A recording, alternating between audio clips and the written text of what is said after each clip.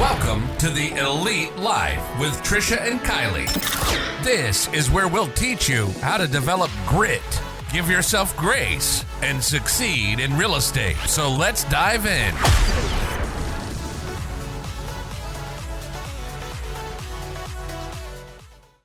What are you doing? I am sending Tracy messages about the renovation of our new second office. Say what? Elite Realty number 2. Waterford, Michigan. Here we come. Here we come. I'm so excited. Well, welcome to another episode of Elite Life. I'm Kylie, and as always, by my side is the ever lovely Trisha. Ooh, instead of gangster names, we're doing accents. I like it. I mean, I got a whole trunk full. You're baby. so much better at them than me. I was talking about that with Dave one day. Is it because my Trisha impression is on point? Your Midwestern impression, the Canadian impression, you're really good at it. So this episode is supposed to be a little bit more serious, It is. but super necessary. So when Trisha pitched this idea to me, when we were going through, writing our episodes out, coming up with ideas, I'm like, this is kind of dark and sad, but it really got me thinking as I was reading your notes, like of all the stuff that is just uncovered, just loose ends everywhere. Yeah, and so I'd really love if you grabbed a pen and a piece of paper right now, because we are going to give you action steps. Every single human on the planet needs a pen and a paper and needs to take notes for this episode, because we all need to have these things in order. And none of us, no matter how organized you are, I bet once you listen to this, you're going to be like, yeah, I am missing at least 3 to 10 of these. If not all of them. If not all of them. I'm on the all of them list. I'm on the big goose egg list here. Yeah, yeah. What gave you the idea for this? Well, we lost our papa a few weeks ago. Time goes fast. Was it a few weeks? It might have even been a month ago now.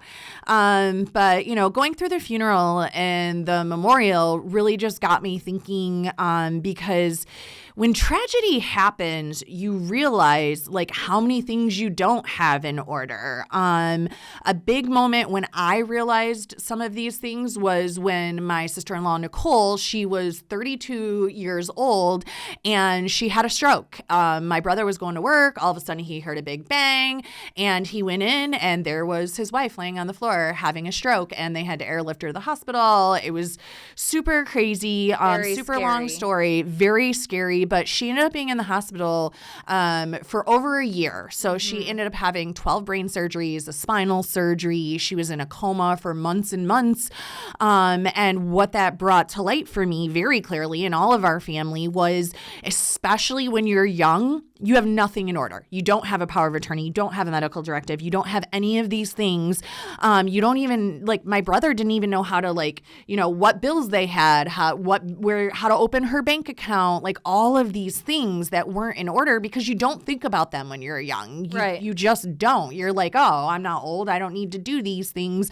But every single time, I've lost a lot of people in my life, and every time it's always me that's heading up getting things in order, whether it be the funeral, whether it be taking care of things when the person's in the hospital. And what I always realize is no matter how young or old you are, you don't have your things in a row. And when you're gone, they're still here. And it is really hard to bring those things together when you're in the middle of grief. I have a great gift of being able to take all my feelings. I'm a stuffer. I don't know if that's a great gift, but just stuff it down inside. Yes, I stuff everything inside and I go into taking care of stuff mode. But not everybody is like that. And you may not have somebody in your family who's like that. So we're going to give you... You might be the Trisha in your family. Yeah, we're going to give you a list of things so that you can have things in order, so that if something happens to you, your significant other, your friends, your family, your children, everything is in order, so that it's not chaos, that things are okay for the people that are still here. Yeah. And I mean, the first one on your list is list of bills to pay and how to pay them. And at my house, because I'm a control freak, I pay the bills. I know all the logins. I know all of the websites. I know how much money's in the bank account. I know when the auto draws come out. And if I were to pass away on the way home, or even go into the hospital and not be able to communicate, my husband wouldn't know what, not that he couldn't figure it out, but like he would probably be really stressed out with his wife. Right. And so that's why I'm glad you brought this up, because I guess I wasn't big zero, because I do have everything written out in a spreadsheet. But does he know where that spreadsheet is? Yeah, it's on our desktop, and it says important crap. So that's important. A list of bills and how to pay them. Because when we went through it with Nicole and Jacob, and I know Nicole listens to our podcast. What's Shout up, out, girl? Shout out to Nicole. We love you. We love you. And when we went through this, he didn't know. He didn't have a list of bills because this wasn't something they were thinking about. But like you said, you could walk out tomorrow and a drunk driver could kill you in the middle of the road. You just never know. And you don't want to be in a hospital in a coma and your husband needs to handle you and your children and all of these other things, and then you don't want to get out of the hospital and your house is in foreclosure and your lights are off and everything. Like that's just going to make things worse. So have a list of bills to pay, how to pay them, and a password list. A password list is so important, and it's super important that you update it often, because like, I have a password list, but guess what? Tons of the passwords on there are irrelevant. And that's the thing, like, I've done some of these things, but as time goes by, things change. They want you to change your password. They want you to change your password. You get different bills. We've moved. We're 3 mortgages later since the last time I updated it. So even for myself, I was like, crap, I need to sit down and make a new list of bills to pay and how to pay them and a password list, because I don't have that. Because the other thing too is, like, if you're the other person, if you're not the one that pays the bills and keeps track of that, and maybe not everybody has, consistent communication on that. Sorry. There's stuff that you wouldn't even think of. So like my husband, Ryan, he'd be like, all right, I get the rent, utilities, phone bills, water bill, all of that.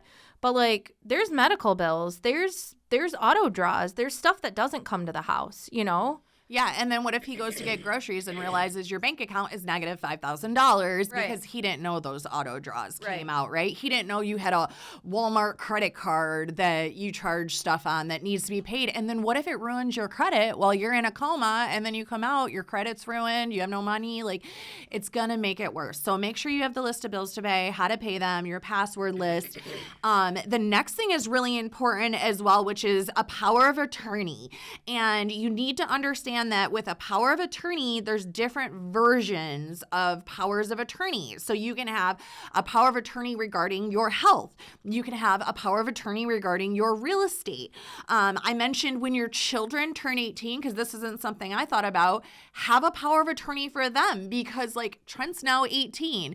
He needs to make all of his doctor's appointments and all of this stuff himself. Because of HIPAA, I can't call and do any of that. Right. So if something happens to him and he's unable to do those things, I need to be able to call and be like, I want to pay his visa. I want to do this. I want to do that. So not only on like your significant others, but if you have children, or you even have maybe your parents, one of your parents passed away and there's only one other parent, make sure you have a power of attorney for them, right? So make sure that the people in your life have these things in order. Make sure you pass this list on to them. And it doesn't have to be a general power of attorney. Like, I don't have to give Kylie rights over everything. She may not be you're good at real estate, but let's say you're not. Say you're not good at real estate. Maybe I need to give that power of attorney to my sister Nikki, and she will figure out how to sell my house, but I want you to figure out my medical decisions, right? And so you can have different ones for different people in your life that you think will make better decisions. I will keep you alive forever. They could cryogenically freeze you. I will just keep you alive forever. That's why you also need a medical directive. That's the next thing on my list, is a medical directive, because you may think that your husband knows what to do with you, but like, Dave will keep me alive forever.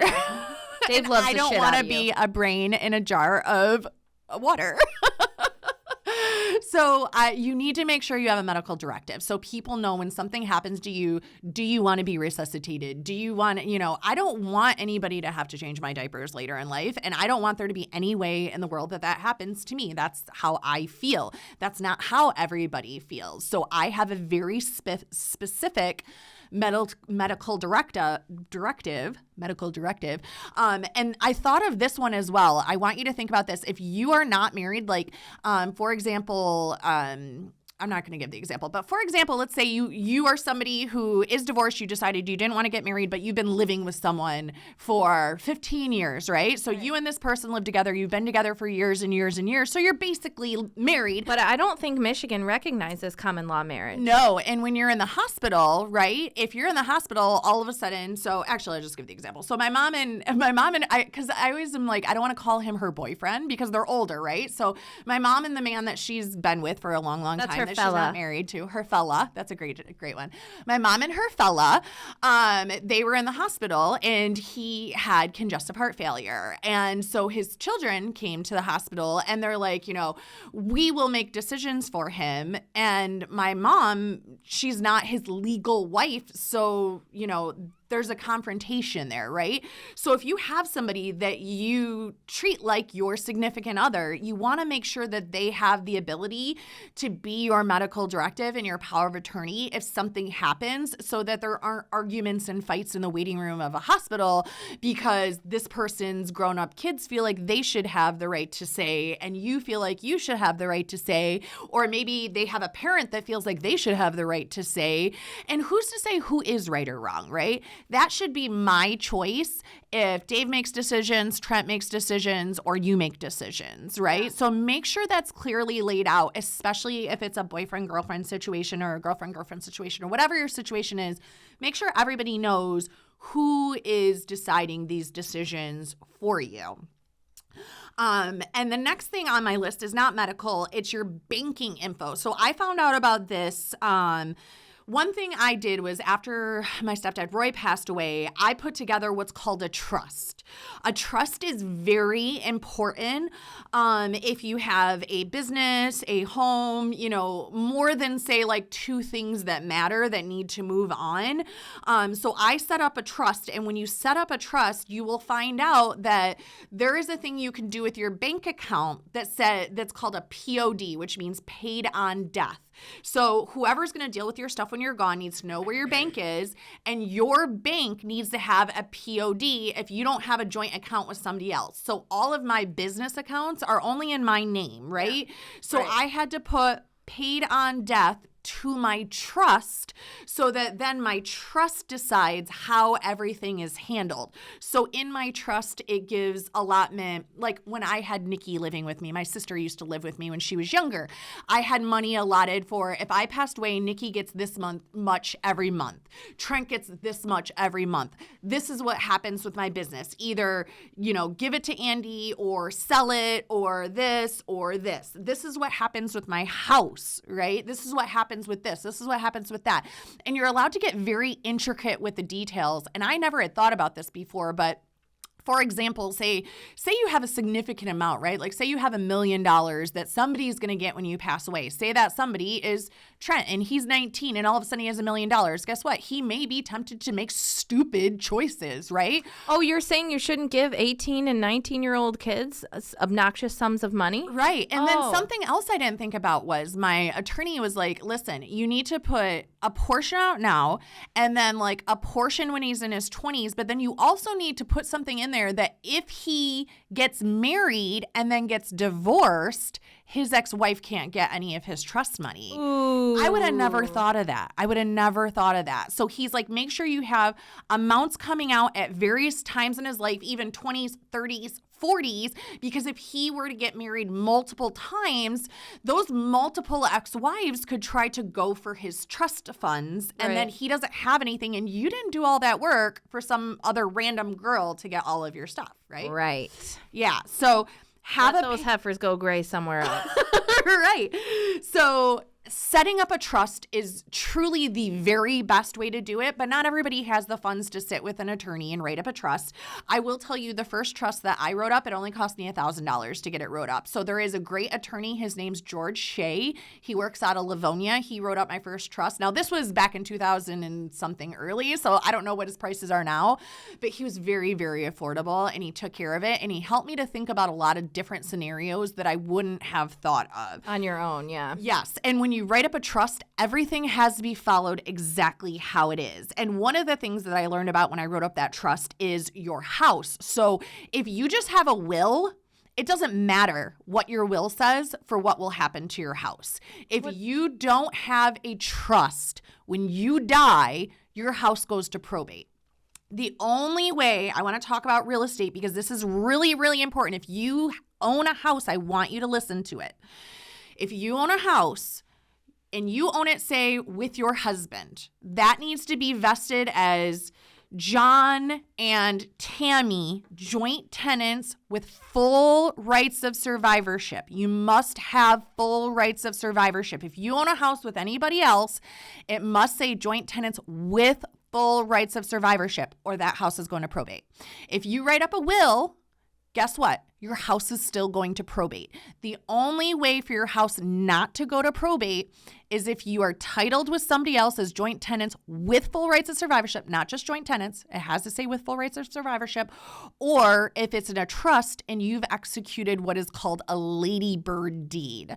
That makes it so that upon death, that home will transfer to whoever that Ladybird deed is, be it, like for my mom's house, it's my great grandma's generational house. So they set up a Ladybird deed for it to transfer to my brother, right? Otherwise, it goes to probate. And what happens when people pass away? A lot of times people get crazy and everybody wants to fight about stupid stuff because they're emotional. And I'm saying, it's my house, Kylie. And you're saying, no, it's my house, Trisha. And we're sitting here arguing over something that isn't neither of ours, right? It's the person who passed away. Neither of us have rights to anything at all. But because you're in your emotions and you're in your feels, crazy things happen. And what happens is then that creates chaos, and now we're not talking to each other, and now we hate each other. And that is not what our grandpa would want, is all of us fighting over a house, right? No. Or whatever. So make sure if you own a home right now, you write this down, and today you check your title and your deed and it has full rights of survivorship. And if it does not, or if you're on it by yourself, you get a Ladybird deed set up so that when you pass away, that house does not have to go to probate. Because if it goes to probate, it has to go through the whole probate situation. It takes a long time, and a will does not stop that. Most people think if they make a will, then whatever it says in there, that's what's going to happen, and it does not. And furthermore, if you have a mortgage on the property, you must leave an authorization for people to call whoever is the person you want to handle your business. You have to leave a signed authorization for that person to call, or put one on file with your mortgage company, or they will not let anybody call about your mortgage, even if you're deceased. So if you passed away today, Kylie, and I tried to call and get your mortgage payoff, they're not going to give it to me, even though you've passed away. I have to have a signed authorization to be able to call on your account. So you need to make sure that banking, you have a POD, a paid on death clause. For your home, joint tenants, full rights of survivorship, or a Ladybird deed. Your mortgage, you must have a signed authorization for somebody to call and talk on your behalf to be able to get it paid off, or get it handled, or get it transferred, or get it sold, or whatever needs to happen. There are no exceptions to this, guys. I've went through it time and time again. These are the laws. Now, I want to tell you about this is what I did. When Nicole went into her coma, I was able to go on rocketlawyer.com. So if you have no money, you can set up a lot of these things. Rocketlawyer.com, you can set up a free account. I didn't realize when I was doing the notes for this, my stuff is still in there from back in 2017 when I did this, or 2015, whenever it was. Nice. I went in there on rocketlawyer.com, and you can set up a free account, and it'll let you make your POA, your medical directive, your will. And it is good to still make a will, because then you're able to say who gets the little things, like John gets my hat collection, Tracy gets my diamond wedding ring, Sam gets my earrings. That way they're not fighting again over stupid little things. So do a will. You can do your POA, you can do your medical directive, you can do your HIPAA release. You can do a lot of the things on there. The only thing you can't do is change your title work. That obviously you have to do with the title company. Call Epic Title. We'll drop that in the notes. But check out rocketlawyer.com, because if you have $0, you can still get these things done and get them in order. So you can do that POA and all of those things. And then the last couple things I'm going to go through quickly. Put some letters together for the people you love. There might be some people that think you think some sort of way and you don't. So make sure, if you're not someone who voices your feelings, tell your kids you love them. Tell them you're proud of them. Tell your spouse you love them. Tell them you're proud of them. Whatever. Make sure you write some letters to the people you love, okay? Make sure you lay out some funeral arrangements. You want to be cremated? Make sure you put it out there. Me, I don't want you to spend $1 on my funeral. This is it, guys. Don't spend $1 on me. Burn me, put me in a box. Go have a party in the park. Enjoy your day, okay? I don't want any money spent. She's like, I'm not here no more. I'm not. No. Make sure you have arrangements for your kids, for elderly, if you take care of elderly, and your animals. Make sure somebody's going to take care of your pets when you're gone. I didn't think about that. Yeah, because that's a big thing, right? If you have a dog and you live alone, who's going to take care of your dog? Right? Make sure, and I don't want people to spend money on flowers. Take that money and donate it somewhere, right? We're gonna go have dinner. Yeah, go have dinner. That's fine. Don't send flowers that will die. Secure your digital assets. So we talked about online banking, but your investments, your social media accounts, if you are an influencer or you're someone who's big on Facebook, Instagram, stuff like that, there is actual parts in Facebook where you can give a legacy account and have somebody take those over for you. That's helpful because, all of a sudden some friends from high school might go on there and they get the news. It's not always the best way, but at least you have somebody that's going to secure your digital assets, your websites, if you're a blogger, things like that. Yeah. Make sure somebody knows where all the stuff is. Again, I know this is a hard conversation to have, but it's better to have it and everybody knows. That way when something happens, it's easier. And that's another thing that made me think about this. Grandpa, Papa, he had everything in order, so it was easy. Nobody was stressed. Nobody was fighting. We were able to grieve, love on each other, and move on, right? And know everything's taken care of, and he was able to move on because he knew everybody was taken care of. So, and I think that was a big part of it, knowing that he had everything in order, but not everybody gets time. Yeah, not everybody gets time. So get this is your poop time. In a group. Yes, there it is. Get your poop in a group. And keep it all current and updated. Every time you move, you downsize, you upsize. There she goes with the auditing again. Better audit. Well, thank you so much for dropping all of that on us. I'm definitely taking these notes home and I'm going to put them in Ryan's hands because I don't want to do any of this stuff. But it has to be done. I know it's got to be done. And it has to be done in the next 48, 72 hours or you're going to forget about it. So FYI, if Ryan and I both go in a plane crash on the way to Alaska to hunt grizzly bears, you get my kids. I'm so excited. You have to share them with my mom. I will love them up and share them with the family. My girls were like, well, what happens if you and daddy die, we're going to go live with Mimi, right? And I'm like, well, Mimi might not be at a spot in her life. She's a grandma. She's going to want to be a grandma. And then I threatened to send them to Ryan's best friend, Phil, who is ex-Marine. He was ex-military. I mean, he was the military police and he's very no nonsense. Get those corners clean. Yeah, very much so. And they're like, no. And then I'm like, I'm just kidding. We'll send you to live with Auntie Cousin Trish. So just know that. They were super excited. Ever. Thank you so much for tuning in. We hope that this wasn't just another list of crap for you to do. Really sink into this, go back, make the notes. I think we'll even we're going to put this running list in the notes. That way you could just copy it, you can print it, you can make it a checklist, and you can start doing the things just to make sure you love the people you're going to leave behind. Listen, we all going to die. 100% of people who breathe air will die. So as morbid as that is, just think of all the people. You ain't going to worry about it. You be gone. Think of all the people who love you and who you love so much and what they're going to be going through having lost someone that they love so much. So make it easy on everybody. Don't be a jerk and get the crap done. And as always, go ahead, share. Make sure you share this because please share this, please. People need to know this stuff. It's important.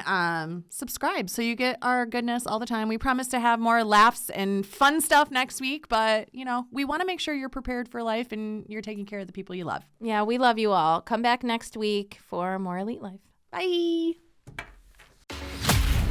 We thank you so much for joining us today on the Elite Life with Trish and Kylie. Be sure to share the episode with a friend so we can continue bringing you more great tips on grit, grace, and real estate. You can also connect with us on Instagram, Facebook. We hope the ideas we share continue to help you build an empire and leave a legacy.